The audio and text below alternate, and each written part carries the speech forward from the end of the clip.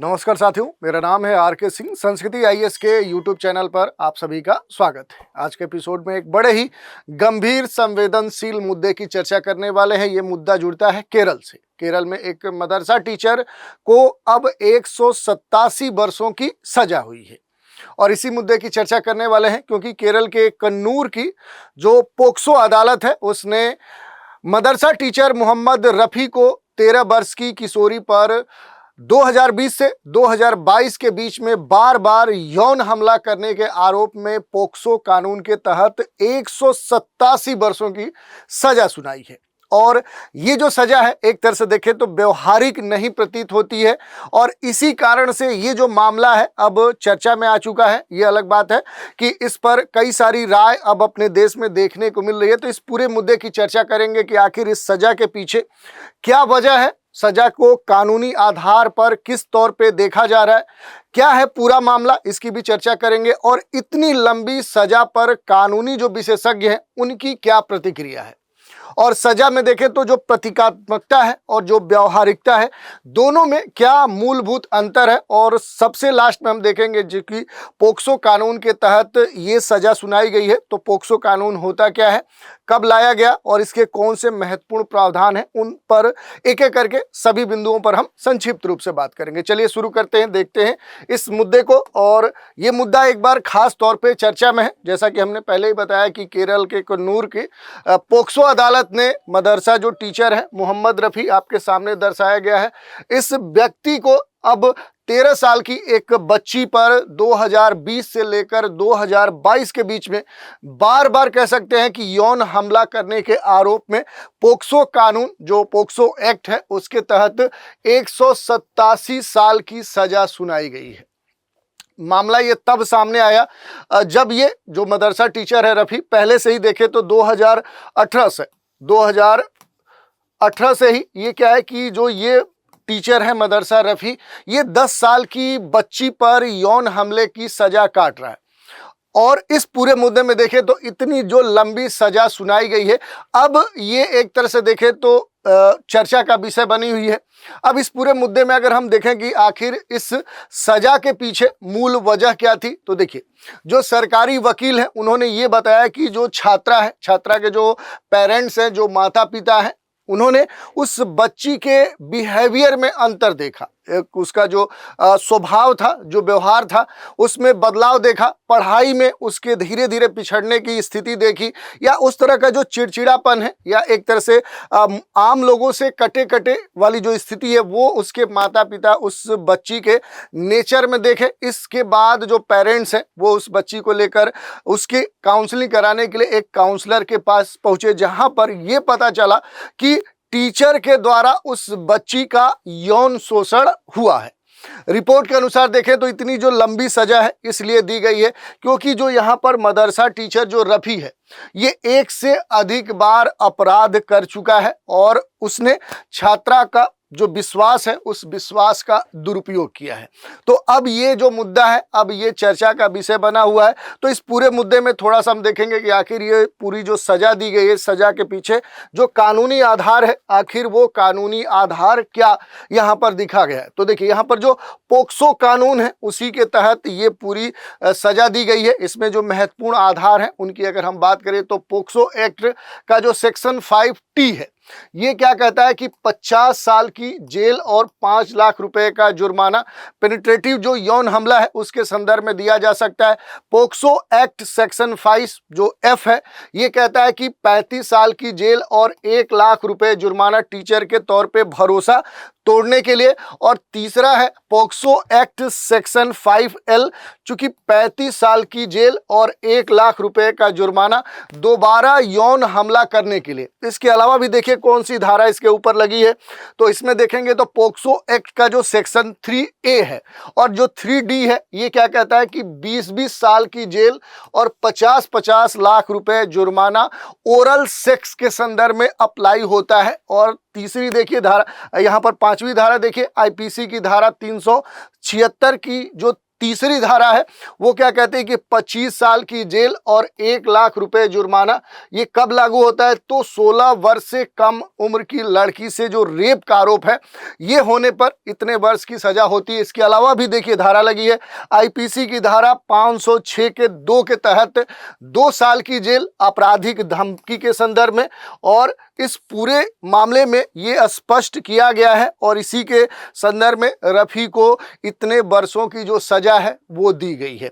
तो इस कारण से ये जो पूरा मामला है ये चर्चा का विषय बना हुआ है। इस पूरे मामले में अगर हम देखें कि आखिर ये पूरा मामला था क्या, तो यहाँ पर देखेंगे तो जो वकील है उस वकील का ये कहना है कि जो मदरसा टीचर रफ़ी है ये छात्रा को क्या करता था, ये धमकी देता था। धमकी देकर क्लासरूम में लगे दूसरे जो अलग अलग सटे हुए क्लासरूम थे उसमें ले जाकर उसके साथ रेप करता था। और ये पूरी जो घटना घटित हुई ये कोविड का जो महामारी का जो काल था, जो समय था, उस दौरान खास तौर पे जो गैर प्राधिकृत जो क्लासरूम उस समय निर्धारित किए गए थे पढ़ाई करने के लिए ताकि बच्चों की जो पढ़ाई है वो बाधित न हो, उसका ये कहीं ना कहीं दुरुपयोग करते हुए इस तरह के कुकृत्य को अंजाम देता था। जो रफ़ी है इसकी अगर मैरिटल स्टेटस की बात करें तो ये क्या है, ये एक शादीशुदा व्यक्ति था। और इस घटना के बाद देखें तो उसकी जो पत्नी है, पत्नी ने तलाक ले लिया है क्योंकि सामाजिक जो भी दबाव है उस कारण से वो इस व्यक्ति के साथ और रहने की स्थिति में अपने को नहीं पाई। इस कारण से उसने इस व्यक्ति से अपने को अलग कर लिया। अब यहाँ पर अगर हम बात करें कि ये जो पूरा मामला है इतनी लंबी सजा पर जो कानूनी विशेषज्ञ हैं, जो लॉ के एक्सपर्ट्स हैं, वो क्या कह रहे हैं, तो देखिए 187 वर्ष की सजा इस मदरसा टीचर रफ़ी को सुनाई गई है। इस मामले में देखें तो जो भी कानूनी विशेषज्ञ हैं या इस कानून से जुड़े हुए जो विशेषज्ञ या वकील हैं उन्हें अचरज में डाल दिया, क्योंकि भारतीय कानून जो आईपीसी है, भारतीय न्याय जो संहिता है, उसमें इतनी लंबी सजा का प्रावधान अभी तक देखने को नहीं मिला है। और इस मामले में बात करते हुए जो कर्नाटक के पूर्व सरकारी वकील बीटी वेंकटेश हैं, उन्होंने ये बताया कि आमतौर पर जो रेप है, जो बलात्कार है, ये दोबारा इस अपराध को रोकने वाले ताउम्र जेल की जो सजा है वो दी जाती है। लेकिन ऐसे में जो महत्वपूर्ण मुद्दा ये उठ रहा है कि कोर्ट ऐसे जो भी अपराधी हैं, इस तरह के जो क्रिमिनल्स हैं, उनको मौत की सजा भी दे सकता है। लेकिन भारत चूंकि अमेरिका नहीं है, अमेरिका में किसी भी व्यक्ति को उसके जीवन काल से भी ज़्यादा जो सजा है वो देने की परंपरा है। और उत्तरी जो मालाबार है उसका ये दूसरा मामला है जब अपराधी को साधारण उम्र कैद और उसके बाद जीवन के लिए भी सजा दी गई है। इससे पहले देखें तो एक पोक्सो जो अदालत है उसने वर्ष 2016 में 2016 में क्या किया था कि एक रोबिन पादरी था, उसे एक 16 वर्षीय लड़की के बलात्कार के लिए कितने वर्षों की सजा सुनाई थी, तो 60 वर्षों की सजा सुनाई गई थी। ये जो पूरी घटना है ये वायनाड जिले के एक चर्च प्रबंधित स्कूल में घटित हुई थी, जहां पर जो भी पीड़िता बच्ची थी उसने डेटा एंट्री का कार्य वहां पर कर रही थी और पीड़िता ने बाद में एक बच्चे को जन्म दिया था। बालिग होने के बाद जो पीड़िता है उसने कोर्ट में याचिका दायर की कि उसे रोबिन ने शादी करने की अनुमति दी जाए, क्योंकि बच्चे जो हैं, बच्चे के स्कूल में दाखिले के लिए पिता के नाम की आवश्यकता थी। हालांकि सुप्रीम कोर्ट ने इस याचिका पर विचार करने से इनकार कर दिया था। तो ये मामला काफी पुराना है। तो कहीं ना कहीं इस तरह के जो मामले हैं अब तक देखने को मिले हैं। अब ये देखने वाली बात है कि इतनी लंबी जो सजा इस मदरसा टीचर को 187 वर्षों की जो सजा सुनाई गई है, आखिर ये क्या एक प्रतीकात्मक बात है या व्यवहारिक स्तर पे भी ये लागू हो सकता है? अब ये एक डिबेट का मुद्दा है, क्योंकि सजा के बारे में कहा जा रहा है कि सजा की जो प्रतीकात्मकता है वो और व्यवहारिकता में दोनों में काफी अंतर यहाँ पर दिखता है। 187 साल की जो सजा है भले ही पूरी नहीं काटी जा सके, पर यह निर्णय न्यायपालिका और नैतिक और जो सामाजिक प्रतिबद्धता है उसको तो दर्शाता है कि अगर इस तरह के कानून हमारे देश में हो, जिस कारण से अगर अपराध को जानबूझकर बार बार किया जाता है या कई सारे जघन्य अपराध किए जाते हैं, तो उस मामले में और एक सीमित अपराध के मामले में एक बड़ा अंतर तो होना चाहिए, चाहे वो प्रतीकात्मक स्तर पे ही हो, लेकिन इस तरह के जो भी कानून है उसमें इस तरह के जो भी दंड का स्वरूप है वो होना चाहिए। अब इस पर देखने वाली बात है कि आने वाले समय में क्या निर्णय लिया जाता है, वो तो एक अलग मुद्दा है। अब इस पूरे मामले में देखेंगे तो जो सबसे केंद्र बिंदु है वो है पोक्सो कानून, पोक्सो जो एक्ट है जिसके तहत ये पूरा जो कह सकते हैं दंड यहाँ पर दिया गया है, और इसके अलावा आईपीसी की जो धारा है उनके तहत ये दंड दिया गया है। तो इसमें सबसे महत्वपूर्ण जो पोक्सो कानून है इसके बारे में थोड़ा सा बेसिक जानकारी हम देखेंगे कि आखिर ये पोक्सो कानून है क्या, किसके लिए बना है, कब बना है, इसके कौन से महत्वपूर्ण जो क्लॉज हैं, जो नियम है वो क्या कहते हैं, इसके तहत अगर कोई अपराध सिद्ध होता है तो उसके संदर्भ में क्या दंड दिया जा सकता है, इन सभी बातों पर एक एक करके हम चर्चा करेंगे। चलिए देखते हैं पोक्सो जो एक्ट है आखिर ये है क्या। तो इसका जो पूरा नाम है वो है protection of children from sexual offence act 2012। ये 2012 में लाया गया था। बाल यौन अपराधों से संरक्षण के संदर्भ में ये जो अधिनियम है ये संरक्षण प्रदान करता है, और खास तौर पे भारत जैसे देश में, भारत में बच्चों के प्रति जो यौन अपराध हैं उनकी जो संख्या है वो दिन प्रतिदिन बढ़ती जा रही है, और इस तरह की जो समस्या अपने समाज में थी उसी को देखते हुए एक सख्त, विशिष्ट और समर्पित कानून बनाए जाने की, उसके होने की जो जरूरत महसूस की जा रही थी, उसी को ध्यान में रखते हुए इस तरह का जो कानून है वो सबसे पहली बार संसद में 2012 में क्या किया गया था, तो ये अपने देश में पार्लियामेंट में क्या किया गया, ये संसद में पारित किया गया था।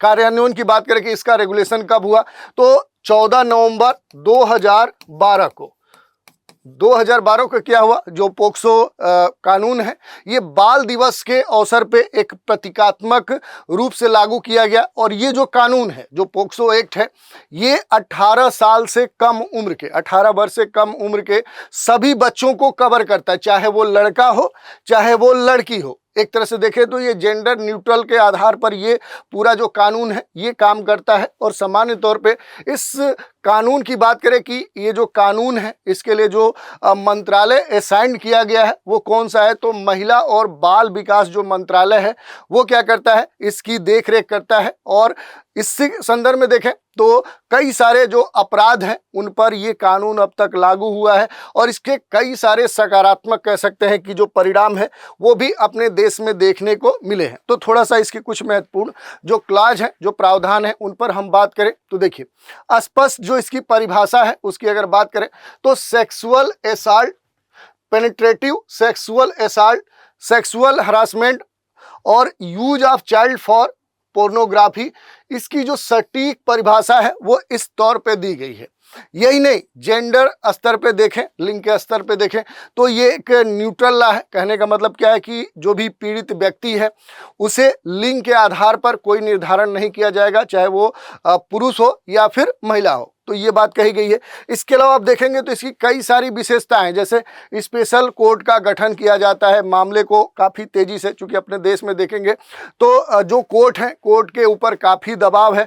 तो इस तरह के जो अपराध बाल कह सकते हैं कि यौन शोषण से जुड़े हुए हैं, तो इनका निपटारा त्वरित स्तर पे हो सके, इस कारण से देखिए तो इस तरह के मामले के लिए स्पेशल जो कोर्ट है उसका गठन का प्रावधान किया गया है, ताकि मामलों को तेजी से इनकी सुनवाई की जा सके। और विशेष जो न्यायालय है उनकी स्थापना इनके लिए अनिवार्य शर्त रखी गई है। गोपनीयता की रक्षा की बात की गई है, यानी इस तरह के जो मामले हैं या पोक्सो एक्ट से जुड़े हुए जो भी मामले आते हैं उनमें जो प्राइवेसी है उसको प्राथमिकता दी गई है। पीड़ित की जो भी पहचान होती है उसको उजागर करना प्रतिबंधित है। मीडिया को भी रिपोर्टिंग में गोपनीयता का पालन करने का अनिवार्य शर्त रखा गया है। समयबद्ध न्याय देने की बात कही गई है।